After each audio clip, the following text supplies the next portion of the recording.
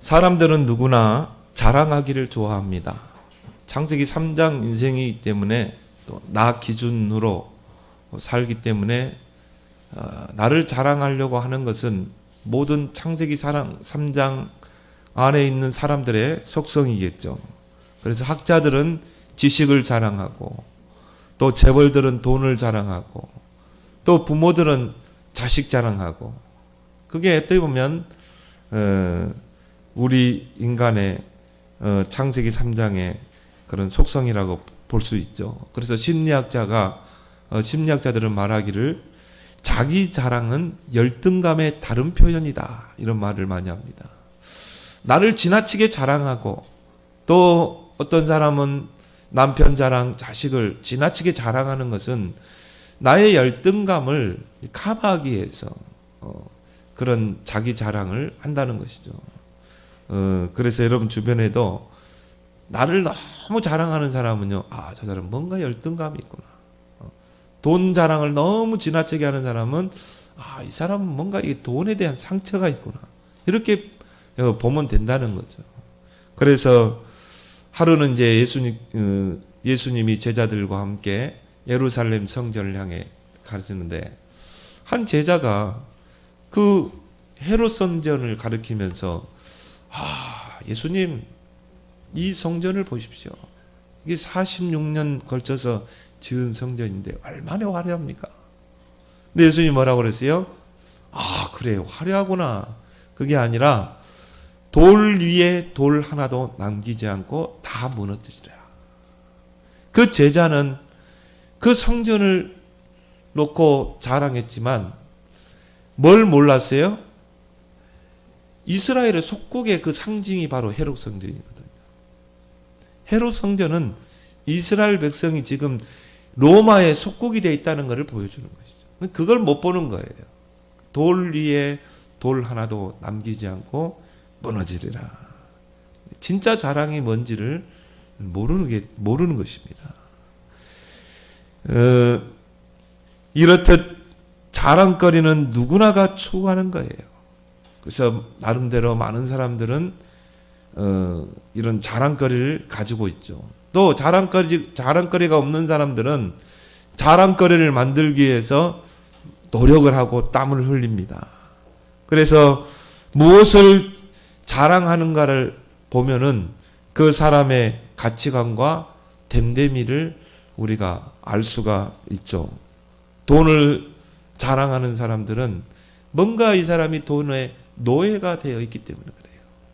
또 자식을 자랑하는 사람은 자식이 하나의 무상이 됐기 때문에 그래요. 또 어떤 사람은 자기 명예를 자랑하기도 하거든요. 나는 이런 사람이야. 근데 그거는 오히려 자기의 명예를 실추하는 것입니다. 그래서 이 나의 자랑은 무엇인가? 그거에 따라 이 사람의 가치관이 딱 달라지거든요. 여기 성도들을 보면 두 종류가 있는 것을 보게 됩니다. 갈라디아 5장에 보면은 이 성도들 중에는요, 아직 육신적인 소욕을 쫓아 사는 자, 또 성령의 소욕을 쫓아 사는 자, 구원받았음에도 불구하고 아직 육체의 소욕을 쫓아 사는 자, 그 사람의 특징이 뭡니까? 모든 게 육신적인 거거든요. 모든 자랑도 육신적인 자랑. 또 목사님들 중에도 보면요, 그런 분들이 있는 것 같아요. 전에 우리 기도원에 많이 다닐 때 어떤 목사님은요, 늘 육신적인 거. 내가 기도했더니 뭐 이렇게 응답이 받고 뭐 병이 치유되고 늘 육신적인 거. 근데 영적인 성령의 소욕을 쫓아 사는 사람은 다릅니다. 그 사람은요, 오직 하나님만 자랑해요. 오직 복음만 자랑하는 자입니다. 여러분은 후자가 되길 바랍니다. 진짜 내가 예수 그리스도를 만나게 되면 이 가치관이 달라져요. 우선순위가 달라집니다. 그래서 바울은 그리스도를 만나기 전에는 세상적으로 자랑할 게 많은 사람이에요. 지식적으로, 가문적으로, 배경적으로 자랑할 게 많은 사람이지만 그리스도를 만나고 나니까 이런 것들은 다 배설물이다. 오히려 부끄럽다 그랬어요. 왜? 그리스도를 아는 지식이 가장 고상한 지식이기 때문에. 그 말은 뭡니까? 그리스도만이 나의 자랑이기 때문에. 그래서 진짜 그리스도를 만난 사람은, 그리스도를 통해 구원받은 사람은 자랑거리가 바뀌게 되어 있어요. 왜? 내 인생의 가치관이 바뀌기 때문에. 내 인생의 우선순위가 바뀌기 때문에. 그래서 우리가 찬송가 314장에 보면 이전엔 세상 낙 기뻤어도 지금 내 기쁨은 오직 예수. 내가 예수 믿기 전에는 세상 것을 쫓아 살고 육신적인 것을 추구하고 그것을 붙잡기 위해서 정말 내 땀 흘리고 노력하고 달려갔는데 내가 예수를 만나고 나니까 어떻게 돼요? 나의 기쁨의 기준이 바뀐 거예요. 전에는 내가 좀 돈 잘 벌리고 내가 조금 유명세를 타면은 그게 나의 기쁨이요 낙이었는데 내가 예수 그리스도를 만나고 나니까 이제는 나의 기쁨은 오직 예수. 이 사람이 진짜 구원받은 사람. 이 사람을 보고 우리가 그리스도의 사람이라 이렇게 말하는 것입니다. 그렇다면 여러분의 자랑은 하나님의 부르심과 택하심이 되길 바랍니다. 하나님이 나를 이렇게 부르셨구나. 하나님이 나를 택하셔서 이렇게 부르셨구나. 이게 나의 자랑거리가 돼야 돼요. 그래서 오늘 26절에 보면 형제들아 너희를 부르심을 보라. 육체에 따라 지혜로운 자가 많지 아니하며 능한 자가 많지 아니하며 문벌 좋은 자가 많지 아니하도다. 너희의 부르심을 보라. 하나님은 그렇다면 이 무식한 자, 배우지 못한 자, 무능한 자, 문벌 안 좋은 자만 하나님은 부르시는가? 아닙니다. 하나님은 구원받을 자를 부르신 줄 믿습니다. 어떤 사람은 그래요?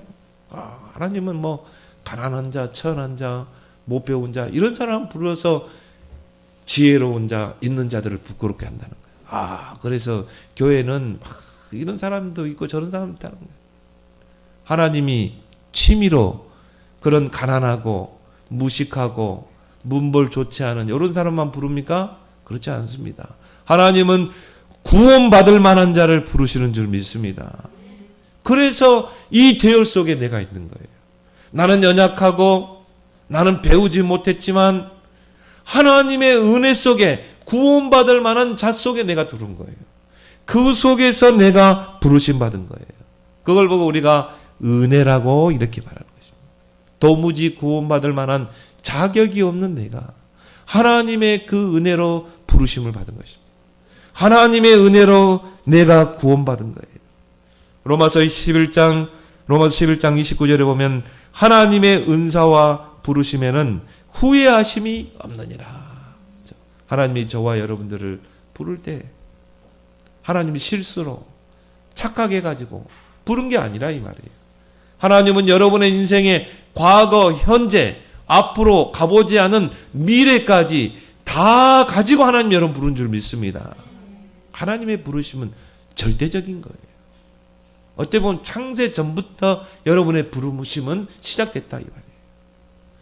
빌립보 1장 6절에 너희 안에서 착한 일을 시작하신 이가 그리스도 예수의 날까지 이루어 가실 줄을 우리가 확신하노라.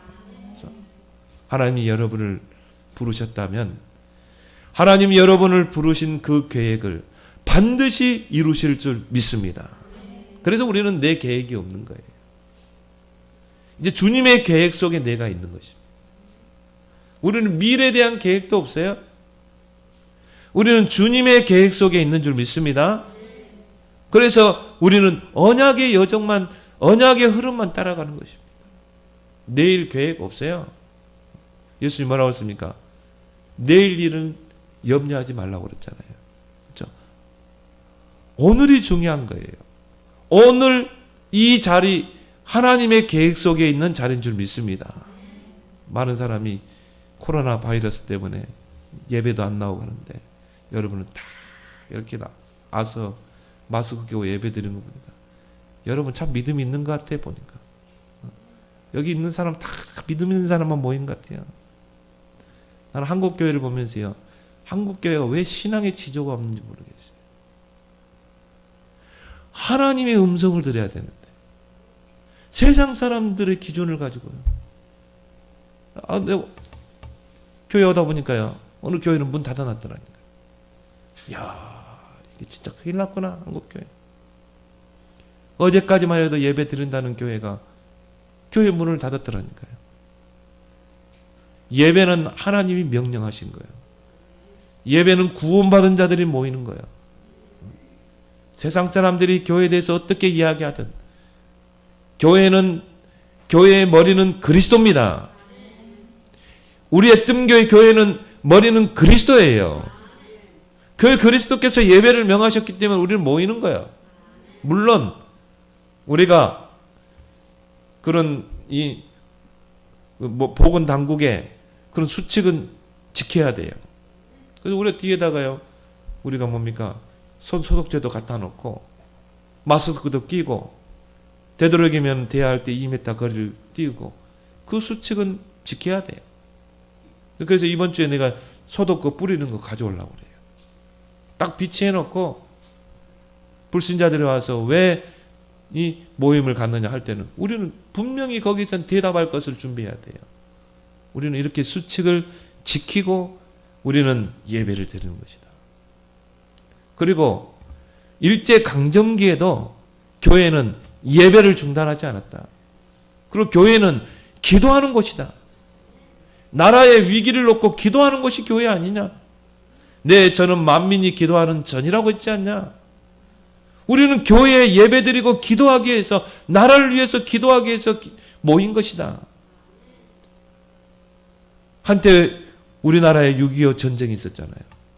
그때 교회 성도들이 모여서 기도했어요. 그 한국교회의 기도를 통해서 이 공산주의의 그 손아귀에서 우리나라가 자유를 찾게 된 것입니다. 우리는 기도하기 위해서 모인 것입니다. 예배드리기 위해서 모인 거예요. 아마 고발하는 사람도 있을 것입니다. 저는 분명히 이야기할 겁니다. 신앙의 지조가 없는 거 있죠. 그러니까 언론에서 떠드니까요. 큰 교회들이 다 교회 문을 닫았어. 하나님의 음성에 귀를 기울이기 바랍니다. 세상 사람, 세상 언론의 그 말에 좌지우지 되는 것이 아니라 우리는 하나님의 말씀의 기준을 따라 우리는 움직여야 돼요. 그게 하나님을 통해 부르심 받은 자들의 삶의 기준이 되어야 될 줄 믿습니다. 이 구원의 은혜를 크게 입은 자는 나에 대해서 자랑할 게 없게 돼요. 나 같은 죄인 살리신, 그죠? 나 같은 이 죄인을 구원하신 그 은혜 속에서 부름받은 우리가 자랑할 게 뭐가 있겠습니까? 자랑할 거 하나도 없어요. 그래서 이 사실을 알았던 바울은요, 나는 오직 그리스도 외에는 자랑할 게 없다. 내가 세상에 자랑하던 것은 다 배설물이다. 그러면서 뭐라고 그랬습니까? 고린도후서 12장 9절에 나는 약한 것을 오히려 자랑하겠다. 왜? 내가 약할 때 그리스도의 은혜는 강하기 때문에. 여러분이 잘나고 배경이 있고 그러면요, 절대 하나님의 은혜 입지 않습니다. 우리는 연약하기 때문에, 부족하기 때문에, 배경이 없기 때문에 오직 하나님의 은혜를 구하는 거예요. 하나님의 능력을 구할 수 있는 거예요. 내가 내 잘난만이 살면요, 절대 하나님 찾지 않는다니까요. 절대 기도하지 않는다니까요. 그래서 하나님이 여러분의 그 상태를 알고 적당하게 어려움을 주는 것입니다.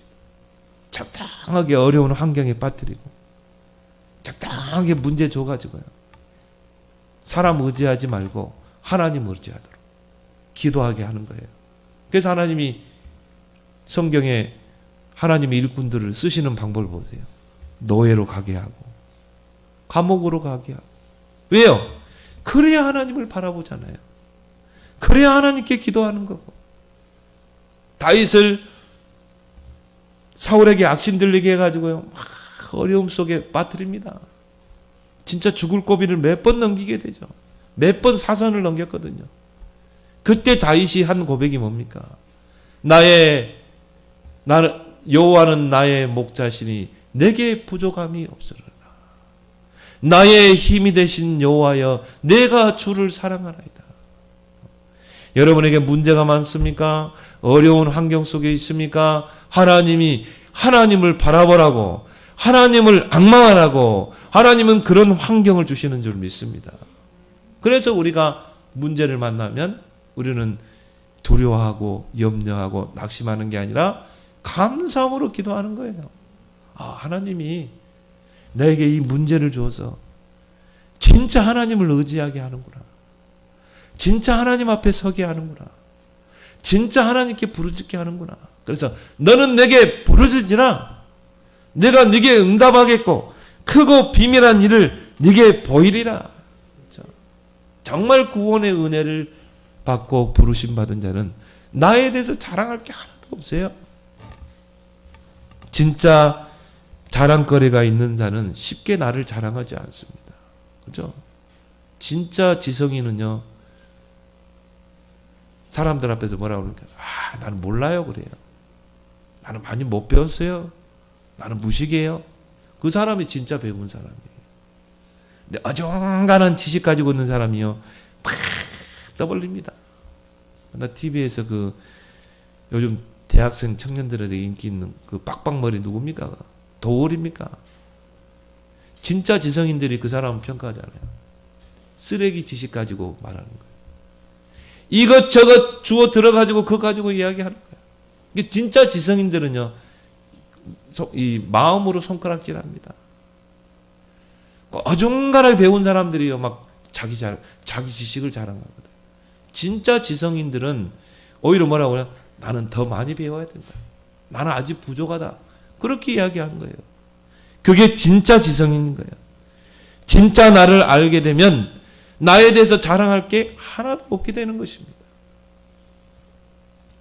그래서 하나님의 부르심이 이 택하심 속에서 부르심 받았다고 오늘 바울은 오늘 본문에서 말씀하고 있죠. 오늘 27절에 보면은 그러나 하나님께서 세상에 미련한 것들을 택하사, 하나님이 택하셨다.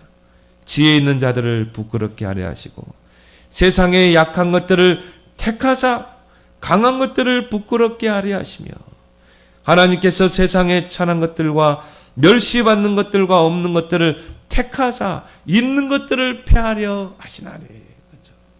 여러분의 부르심이 하나님의 선택 속에서 부르심인 줄 믿습니다. 내가 막 잘나서 자기의 의로 하나님의 부르심을 받은 게 아니라 이 말이에요. 그래서 오늘 29절에 뭐라고 그랬습니까? 이는 아무 육체도 하나님 앞에서 자랑하지 못하게 하려 하십니다. 아무 육체도 하나님 앞에 서게 되면요, 자랑할 게 아무것도 없어요. 이 바울이 세운 교회가 바로 고린도 교회입니다. 이 교회가 세워지면서 유대인들이 교회 안에 들어온 거예요. 그 속에는 유대의 지도자들도 들어왔어요. 근데 유대인들과 유대 지도자들은 뭡니까? 자기의 의를 이야기하거든요. 하나님의 의가 아니라 내가 열심히 율법을 지키고 열심히 할례를 행하고 전통을 지키고 그걸 가지고 교회에 들어온 거예요. 그래서 예수 그리스도를 믿음으로만 구원받는 게 아니라 할례도 행하고 율법도 행하고 유대 전통도 행하고 그걸 지킴으로 구원받는다는 거예요. 자기의 의를 자랑하고 교회 안에서 나를 주장하고 이런 사람들이 이제 교회에 분쟁을 일으키고 무리를 일으킬 것입니다. 그래서 바울은 반어법을 사용해서 그들을 반박을 하게 되죠. 오늘 본문에 보면 미련이란 말이 많이 나오죠. 오늘 이 고린도서 1장 18절에도 보면 십자가의 도가 멸망하는 자들에게는 미련하게 보여 구원받은 우리에게는 하나님의 능력이 됨이라. 21절에는 뭐라고 나옵니까? 하나님의 지혜에 있어서는 이 세상이 자기 지혜로 하나님을 알지 못하므로 하나님께서 전도에 미련한 것으로 믿는 자들을 구원하기를 기뻐하시는 거예요. 많은 사람들이요, 여러분이 전도하면 막 손가락질 하잖아요. 조롱하잖아요. 근데 바울은 반어법을 썼어요. 세상 사람들이 미련하다고 하는 그 전도를 통해 하나님이 구원 사역하기를 기뻐하셨느니라. 또 오늘 27절에도 말하고 있죠. 형제들아, 그러나 하나님께서 세상에 미련한 것들을 택하사 지혜 있는 자들을 부끄럽게 하시라고 하시고, 세상에 약한 것들을 택하사 강한 것들을 부끄럽게 하려 하심이라. 반어법을 통해서 뭡니까? 그들의 주장을 반박한 거죠. 자기를 자랑하려고 하고, 자기를 주장하려고 하고, 교회 안에서 자기 이름을 나타내려고 하는 자들. 하나님은 잘난 자들을 쓰시는 게 아니라 오히려 미련한 자들을 통해, 그러나 정말 복음을 사랑하는 자들을 통해 하나님은 일하신다는 것이죠. 그래서 자랑할 자가 없게 하려 하십니다. 그렇게 말을 하는 것입니다. 여러분, 정말 미련하고 연약한 나를 택하시고 부르신 것에 진정한 감사를 하기 바랍니다. 여러분이 자랑할 게 뭐가 있어요? 나는 나 자신을 볼 때요, 자랑할 게 하나도 없는 것 같아요. 내세울 것도 하나도 없는 것 같아요. 그래서 우리는 오직 그리스도만 자랑하는 줄 믿습니다.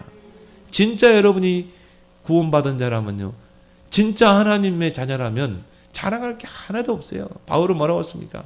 나는 만삭되어 나지 못한 자마도 못한다고 그랬어요. 나는 죄인 중에 개수로다. 이 사람이 진짜 구원받은 사람, 이 사람이 진짜 하나님의 사람인 것입니다. 정말 미련하고 연약하고 부족한 나를 정말 구원하신 하나님의 은혜, 그것도 감사한데 이 복음의 대열 속에 나를 서게 하시고 이 전도의 대열 속에 서게 하신 그 은혜가 얼마나 감사합니까? 여러분, 이번 코로나 사태를 우리는 복음으로 잘 해석해야 됩니다. 하나님은 하나님의 자녀를 붙잡고 있는 줄 믿습니다. 천만이 나를 우겨 싼다 할지라도 하나님의 자녀는 하나님이 지키시게 되어 있어요. 왜요? 여러분은 성도의 반열 속에 있거든요. 성도로 부르심 받은 자거든요. 여러분에는 하나님의 자녀의 신분과 권세가 있는 거예요. 하나님 나라의 배경을 가진 자입니다. 그 배경을 가지고 이 땅에 하나님의 나라를 이룰 자예요. 그래서 누가복음 24장에 21장입니까? 보면요, 말세 때 일어날 일을 다 이야기했어요. 누가복음 21장에도, 마태복음 24장에도 말세 때 이런 일이 일어날 것이다. 나라가 나라를 대적하고 민족이 민족을 대적하고 처처의 기근과 지진이 일어날 것이요, 전염병이 돌 것이요. 그러나 이거는 뭡니까? 재앙의 시작이니라. 그러면서요, 무화과 나무 잎을 보면서 우리는 뭡니까? 아, 지금이 이 여름이구나. 또 무화과 나무에 꽃을 피면 어떻게 돼요? 아, 이제 열매가 맺히려고 하는구나. 시대의 징조를 보면서 우리는 어떻게 해야 돼요? 아, 이제 때를 봐야 돼요. 저는 지금이 말세 지말이라 보거든요. 아, 그렇구나. 예수님의 예언은 정확해요. 정확합니다. 말세에 적그리스도가 일어날 것이다. 거짓 선지자가 일어날 것이다. 불법이 성행하게 될 것이다. 많은 사람들을 미혹하게 될 것이다. 이런 일이 일어나고 있잖아요. 신천지가 지금 막 일어나서 뭡니까? 사회적인 무리를 일으키잖아요. 교회를 막 파괴하고 있잖아요. 그런 현상들이 일어나잖아요. 전염병이 왜 돕니까? 하나님의 진노입니다. 여러 가지를 해석해 볼 수 있어야 돼요. 우리는 하나님의 선하신 계획을 분별하는 영안이 있어야 돼요. 여러분이 하나님의 부르심과 택하심 속에 이 자리에 있는 거 여러분이 감사하고 자랑하길 바랍니다. 두 번째는 뭡니까? 자랑하는 자는 주 안에서 자랑하라.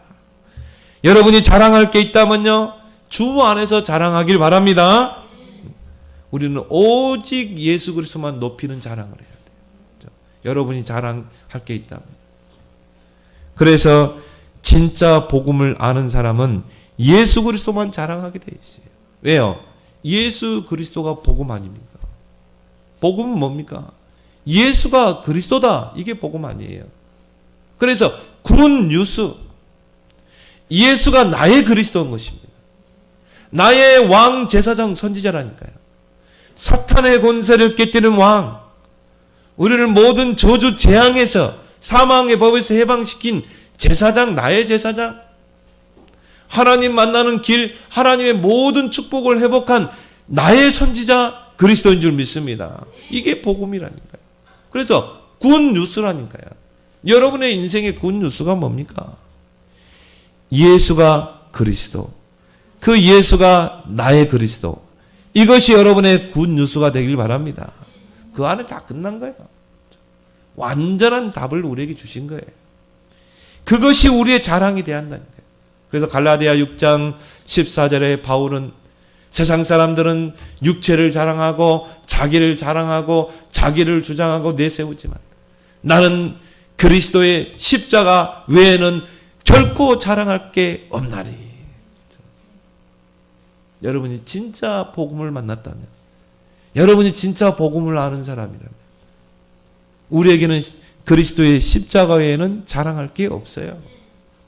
고린도서 2장 2절에 나의 평생에 그리스도와 십자가에 못 박히신 것 외에는 알지 않고 말하지 않기로 작정했노라. 그렇죠? 여러분 진짜 한번 인생에 작정을 해보세요. 나는 오직 예수 그리스도만 말할 것이다. 나는 오직 예수 그리스도만 자랑할 것이다. 전도는 뭡니까 여러분? 오직 예수 그리스도로만 내 인생의 자랑거리를 삼는 것. 이게 바로 전도예요. 진짜 여러분이 복음을 안다. 진짜 그리스도가 나의 자랑이면 그 그리스도가 나의 자랑거리가 될 줄 믿습니다. 육신적인 것, 세상적인 것, 정욕적인 것을 자랑하는 게 아니라 진짜 예수 그리스도가 내게 복음이라면, 진짜 예수 그리스도가 내 자랑이라면 나의 자랑거리는 딱 예수 그리스도만 나오게 돼 있어요. 이게 전도라니까요. 이것이 안 되기 때문에 이단들이 설치는 것입니다. 저는 그렇게 봐요. 왜 이단들이 설치는가? 정말 교회가 예수 그리스도의 복음을 증거하지 않기 때문에, 성도들이 예수 그리스도로 무장하지 않기 때문에, 그 사람들이 다 기존 교회에 있던 사람들이에요. 그래서 신천지가 타깃을 삼는 게 기성교회 아닙니까? 그래서 이단으로 완전히 세뇌시켜가지고, 이단의 교리를 세뇌시켜서 어디로 침투시켜요? 기성교회로 침투시킨다니까요. 그래서 그 교회 등록하는 거예요. 등록해가지고 어떻게 합니까? 열심히 합니다. 사람도 잘 사귀고. 제가 이 신천지의 그 전략을 보니까요. 와, 인간관계 확실하게 하더만. 매일 전하고 만나주고 도와주고. 한마디로 이 보모의 역할을 하는 거예요. 그러니까요. 사람이라는 걸 그러잖아요. 잘해주면 붙게 돼 있어요. 그래가지고 뭡니까? 싹 이제 그쪽으로 가게 하는 것입니다. 옛날에는 무료 성경 신학원 세워놓고 했는데 하도 이제 거기를 이제 까발리니까요. 지금은 복음방 해가지고 무슨 건물 얻어가지고요. 거기다 복음방이라도 싹 써붙이지도 않아. 무슨 뭐 인테리어 회사, 무슨 음향 무슨 뭐 그런 걸 붙여가지고 철저하게 거기서 세뇌교육을 시킵니다. 1단계, 2단계 속에 들어가면 계속 세뇌시키고요. 3단계 들어가 버리면 이제 그때 이야기하는 거예요. 우리는 신천지다. 그러면요, 이미 3단계까지 와버리면 미혹의 영에 잡혀버리기 때문에 이만희를 보혜자로 인정한다니까요. 예수님으로 인정한다니까요. 뭐 이만희가 하는 대로 해야. 여러분 영상 봤잖아요. 이만희에게 충성, 맹세, 생명까지 다 걸어버리잖아요. 그런 사람들을 기성교회에 파송한다니까요. 주수꾼으로. 그럼 뭐합니까? 산을 옮기기 작전하는 거예요. 그러면 왜 그 교회 교인들이 그 신천지로 가냐 이 말이에요. 나는 그렇게 봐요. 이 사람이 진짜 구원받았냐? 이 사람의 그 영혼 속에 예수 그리스도의 복음이 진짜 심겨졌냐 이 말이에요. 저는 그렇다고 보지 않거든요. 한번 따지고 볼까요? 예수 그리스도를 구원자로 믿고 영접하면 누가 임합니까? 성령이 임하잖아요. 우리 안에 성령이 임하잖아요. 보혜사 성령이 우리 안에 내주하고 하나님이 성전 삼고 성령으로 내 안에 임하게 되잖아요. 요한복음 14장 26절에 그 성령은, 보혜사 성령은 가르치고 생각나게 하시고 깨닫게 하신다고 그랬어요. 고린도전서 2장 10절에 보면 하나님 아버지의 깊은 뜻을 통달하게 하신다고 그랬어요. 그러면 그 성령은 가르치고 생각나게 하시고 깨닫게 하시고 지도하시고 우리를 인도하시고 하나님 아버지의 깊은 뜻을 통달케 하시는데 그 성령이 신천지 가게예요? 저는 그거는 구원받지 성령이 없는 사람이에요. 성령 없이 교회 다닐 수 있다니까요. 성령 없이 권사 장로 될 수 있다니까요. 여러분은 성령의 사람인 줄 믿습니다. 그렇죠? 성령의 기름 부음 받은 성령의 사람은 절대 이단에게 안 가게 돼 있어요. 근데요, 그냥 저는 그렇게 봐요. 아, 알곡과 쭉정이를 가르시는구나. 말세 때가 되면 알곡과 쭉정이는 선명하게 구분되게 돼 있어요. 이게 쭉정이들이 가는 거지. 알곡들은 교회에 남게 돼 있어요. 여러분은 알곡인 줄 믿습니다. 이래 봬도 알곡이라니까요. 내가 믿음이 없는데도 그래도 알고 예수 그리스도의 복음을 아는 자, 예수 그리스도의 생명이 심겨진 자, 하나님의 성령을 소유한 자. 그래서 바울은 뭐라고 그랬어요? 성령을 소유한 자는 성령의 사람이라고 그랬어요. 성령이 아니고는 하나님을 아버지라 고백할 수 없느니라. 성령이 내주하기 때문에 하나님을 아버지라 고백할 수 있는 것입니다. 얼마나 여러분 감사합니까? 그리고 우리의 모든 자랑거리는 뭐가 돼요? 오직 그리스도가 되는 줄 믿습니다. 이게 안 돼서 이단들이 설친다. 하나도 여러분이 흔들릴 필요 없어요. 아, 쭉정이와 알곡을 가르치는구나. 쭉정이들이 간 거예요. 아, 우리 교회 권사님이 갔는데요. 쭉정이였어요, 원래. 쭉정이로 앉아있다가 간 거예요. 미호경이 받아서. 여러분이 나를 자랑하고 싶다면 주 안에서 자랑하는 자가 되길 바랍니다. 복음 앞에 서게 되면 나는 미련한 자, 약한 자, 천한 자, 멸시받고 없는 자지만 여러분이 복음 안에, 복음 속에 들어가면 저와 여러분들은 최고 존귀한 자인 줄 믿습니다. 복음 앞에 서면 나는 미련한 자고 약한 자지만 복음 안에, 복음 속에 들어가면 여러분은 최고 존귀한 자라니까요. 이사야 41장, 43장 4절에 보니까요. 보배롭고 존귀한 자라고 그랬어요. 하나님이 보실 때 보배롭고 존귀한 자. 고린도후서 6장 9절에 보면 무명한 자 같으나 유명한 자예요. 가난한 자 같으나 많은 사람을 부유하게 하는 자라. 여러분의 진정한 가치. 이걸 우리가 자랑하는데 이제 그리스도 안에서 자랑하는 여러분 되길 바랍니다. 여러분의 인생의 스토리를 한번 만들어 보세요. 여러분의 신앙의 스토리를 한번 만들어 봐요. 그것도 진솔하게 거짓된 거 다 빼고 내 인생의 AD와 비포를 만들어 보세요. BC를 만들어 봐요. 내가 예수 믿기 전에 이런 형편없는 자였다. 나는 예수 믿기 전에 정말 죄인 중에 괴수였다. 근데 내가 예수 그리스도를 믿고 정말 하나님 자녀 되고는 내 삶이 이렇게 변했다. 예수 그리스도는 바로 이런 분이다. 당신도 이 예수 그리스도를 믿고 영접하면 이렇게 바뀌는 것이다. 누구를 자랑해요? 그리스도를 자랑해요. 내 인생의 스토리를 이야기하면서 그리스도를 자랑하는 것. 이것만큼 최고 전도, 최고 메시지도 없어요. 그래서 간증만큼 사람의 마음을 움직이는 거 없습니다. 여러분의 인생에 AD와 비포가 있잖아요. BC가 있잖아요. 그럼 여러분이 진짜 인생 스토리를 만들어 보라요. 그래가지고 여러분이 최상근 성도님 한번 만들어봐요. 그래가지고 내 인생의 스토리를 한번 간증해봐. 내가 예수 믿기 전에 이렇게 살았는데 내가 예수 믿고 이렇게 바뀌었다. 그 예수 그리스도는 바로 이런 분이다. 당신이 그 예수 그리스도를 믿고 영접하면 이렇게 바뀌게 된다. 그 메시지에 하나님의 성령이 역사를 믿습니다. 세 번째로 하나님의 선하신 계획을 분별하는 지혜가 있기를 바랍니다. 빌립보 1장 10절에 보면 지극히 선한 하나님의 계획을 분별하도록 하라. 여러분에게 일어나는 문제 또 사건 그 속에는 하나님의 뜻과 계획이 있다. 그것도 뭡니까? 선하신 뜻과 계획. 우리는 어떻게 보면 창세기 3장 세상에서 삽니다. 그러면 문제가 없을 수가 없어요.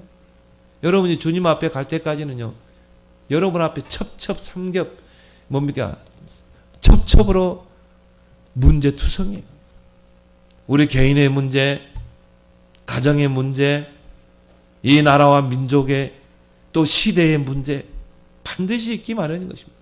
우리는 그 문제와 사건 속에 하나님의 선하신 계획과 뜻을 분별할 수 있어야 합니다.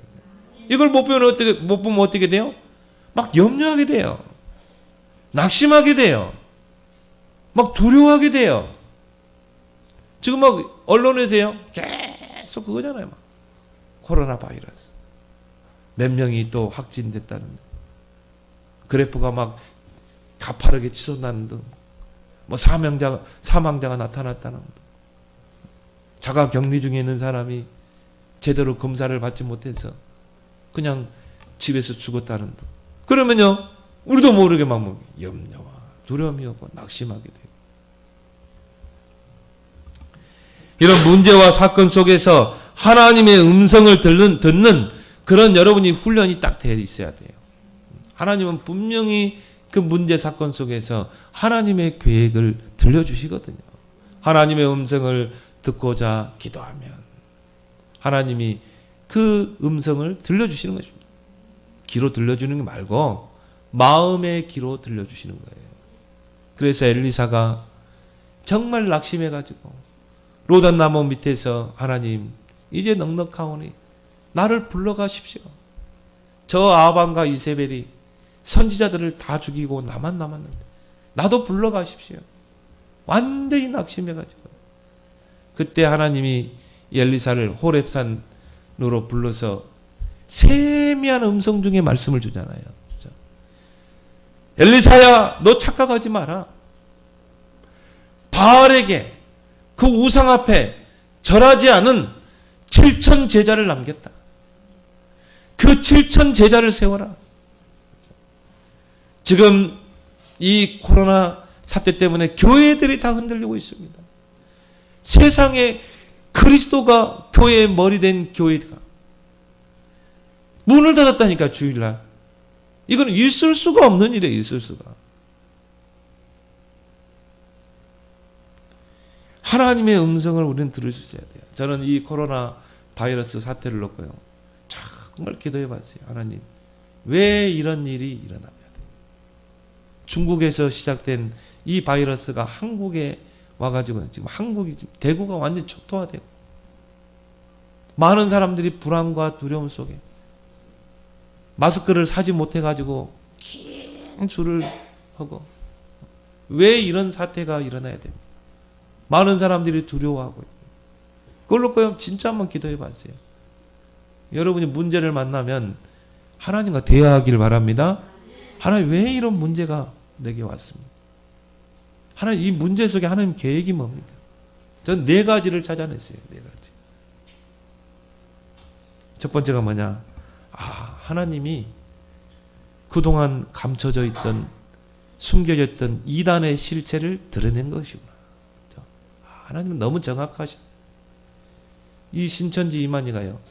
얼마나 사람들을 미혹해가지고 추수꾼들을 교회마다 다 담당시켰다니까요. 그래가지고 뭡니까? 교회에서 완전히 어떤 교회는 그 교회 등록해가지고 막 목사님 막 잘해주고 목사님 막 옷도 사주고, 뭐 교인들에게 잘하고, 막 선심 쓰고, 교인들이 좋아하겠죠. 목사도 좋아하겠죠. 이 사람을 장로로 세운 거라. 장로로 세워놓으니까 뭡니까? 본색을 드러내는 거예요. 그래가지고 장로들요 다 자기 편으로 삼는 거예요. 그러면서 목사의 그 흠을 탁 집어내는 것입니다. 그러고 뭐요? 목사가 이렇게 비리자리도 막 더 부풀려가지고 그러니까 쫓아내야 한다는 거예요. 보세요. 이미 장로들 다 자기 편 삼았죠. 교인들에게 환인 샀죠.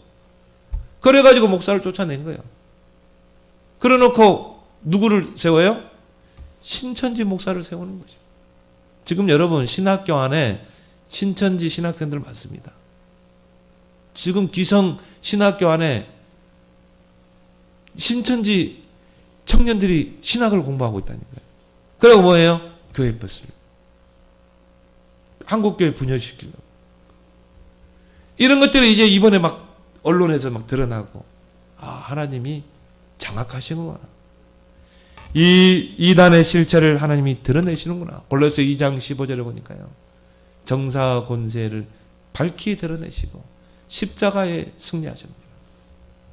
원어 성경에 보면 뭡니까? 이 정사 권세, 이 정사 권세를 잡고 있는 사단의 정체를 다 드러냈다. 무장 해제시키다. 아무리 강한 자도 무장 해제시키면 힘이 없어요. 그리고 발가벗겨 많은 사람들의 구경거리로 삼으셨느니라. 하나님께서 이 신천지 이만희의 실체를 다 드러내신 것입니다. 그리고 승리하실 줄 믿습니다. 그렇구나. 하나님이 이 이단의 실체를 드러내기 위해서 이런 일을 행하셨구나. 두 번째 제가 들은 마음으로 들은 하나님 문제가 뭐냐? 정치 지도자들을 위해서 기도해야 되겠다. 진짜 기도해야 되겠다. 로마서 13장에 보면요. 이 모든 권력들은 다 하나님의 사자라고 그랬어요. 하나님의 사역자요. 하나님의 일꾼이요. 그 말은 하나님이 대통령을 세운 거예요. 그래서 하나님의 일을 위해 하나님의 일꾼으로 사역자로 세웠다. 이 땅에 하나님의 나라를 이루는 일에 하나님이 대통령을 세운 거예요. 근데 이 대통령이 이걸 모르는 거예요. 그러니까 보니까 하나님을 대적하는 일들을 하고 있는 거 있죠. 이런 코로나 사태가 벌어지면 대통령이 정말 하나님께 기도하고 하나님 주신 지혜로 컨트롤 타워 역할을 하고 해야 되는데요. 온 백성들이 다 혼돈 속에 빠뜨리는 거예요. 잘못된 정책을 펴는 거예요. 그리고 국민들은요, 마스크를 구하지 못해가지고 몇 줄을 서고, 의사들이 방호벽이 없어가지고, 중국에다 딱 갖다 줘가지고, 이걸 정치적으로 이용하고 있는 거예요. 야, 정말 대통령 놓고 기도해야 되겠구나. 정치 지도자 놓고 똑바로 정치하도록. 하나님을 두려워하는 정치인 되도록. 세 번째 제가 들은 음성은 뭡니까? 한국 교회에 대한 경종이구나. 경고구나, 이거는. 한국 교회가 그동안 얼마나 복음 놓치고, 거의 90%가 거의 이 WCC로 갔다고 그러죠. 한국 교회가. 이제 종교화되고, 종교 다원화되고, 예수밖에도 구원이 있다는 말이나 해야 되고, 교회가 복음 놓치고, 전도하지 않고, 딴짓하고, 한국 교회를 향한 경고구나, 이거는. 이제 한국 교회가 다시 일어나야 되는구나. 이걸 제가 들었어요. 네 번째 하나님 은혜는 뭡니까? 말세지말이구나. 누가복음 24장 11절에 말세 때가 되면 곳곳에 큰 지진과 기금과 전염병이 돌겠고, 이거는 말세의 징조구나. 주님이 오실 날이 가까이 왔구나. 요한계시록을 보면 7년 대박해가 있는, 그런 때가 오겠구나. 그래서 우리가 이제 영적으로 깨어나야 될 거예요. 이제 영적으로 무장할 때구나. 이 어두움과 캄캄함이 덮인 시대를 바라보며 이사야 60장 1절에 우리가 일어나 빛을 발해야 되겠구나. 이제 복음 들고 우리가 일어나야 되겠구나. 이제 말세를 대비해야 되겠구나. 저는 이거를 기도 제목으로 붙잡게 됐습니다. 그래서 여러분이 정말 이 한 주간이라도 이번 주하고 다음 주가 최고 절정이라고 그러죠. 이게 꺾여야 되거든요. 이 분기점이 돼야 되거든요. 그래서 우리는 기도해야 됩니다. 여러분이 집중적으로 기도하고 무엇보다 여러분의 영성을 끌어올리는 그런 기회로 여러분이 삼기를 바랍니다. 그래서 정말 지금 이 시간에 우리 함께 한번 기도합시다. 이번 이 코로나 바이러스 정말 이 사태를 놓고 이 사단의 실체, 이단의 실체를 완전히 드러나고 십자가로 승리하는 그런 계기가 되게 해달라고, 또 우리 대통령과 정치 지도자들을 위해서 저들이 하나님의 사자요 일꾼으로서 하나님의 일에 충실한 그런 대통령이 되도록, 또 우리 한국교회에 진정한 회개운동이 일어나고 복음 앞에 하나님 앞에 바로 서는 한국교회, 뭔가 물량주의, 배금주의, 내 교회를 키우려고 하는 그런 거 다 내려놓고 진짜 복음 앞에서는 한국교회 되어지도록, 이제 말세 지말에 우리는 시대의 징조를 보면서 우리 개인과 교회가 영적으로 깨어나는, 이제 일어나 빛을 발하는 그런 기회가 되게 해달라고 우리 함께 합심으로 기도하겠습니다. 하나님 아버지, 코로나 바이러스 사태로 인해 많은 사람들이 우왕좌왕하고 두려움 속에, 이 공포 속에 나날을 보내고 있습니다. 하나님, 이 땅에 참 평강으로 오신 주님께서 하나님이여 이 사태를 통해서 하나님의 선하신 계획과 뜻을 분별할 수 있게 하여 주옵시고, 교회 안에 침투하여 교회를 무너뜨리고 한국교회를 혼란 속에 빠뜨리는 이 이단의 실체가 완전히 드러나고 폭로되고 하나님 무너지는 그런 계기가 되게 하시고, 정치 지도자를 놓고 기도합니다. 대통령을 놓고 기도합니다. 하나님의 사역자로 하나님의 일꾼으로 부름받았다는 사실을 알고 하나님의 일에 충실한, 하나님의 나라를 이 땅에 이루는데 정말 쓰임받는 대통령이 되게 하시고, 한국교회를 놓고 기도합니다. 그동안 복음 놓치고 전도 놓치고 종교화되고 당원화된 거 이제는 회개하는 운동이 일어나게 하시고, 이 말세 지말을 보면서 정말 이 시대의 징조를 보면서 우리가 이제는 깨어 일어날 때요, 일어나 빛을 발할 때라는 것을 알고 우리 모든 성도들이 영적으로 깨어나게 하여 주시옵소서.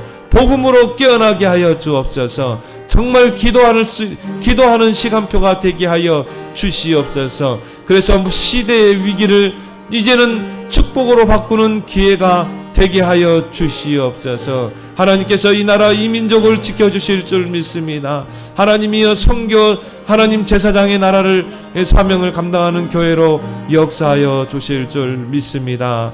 예수 그리스도의 이름으로 기도드리옵나이다.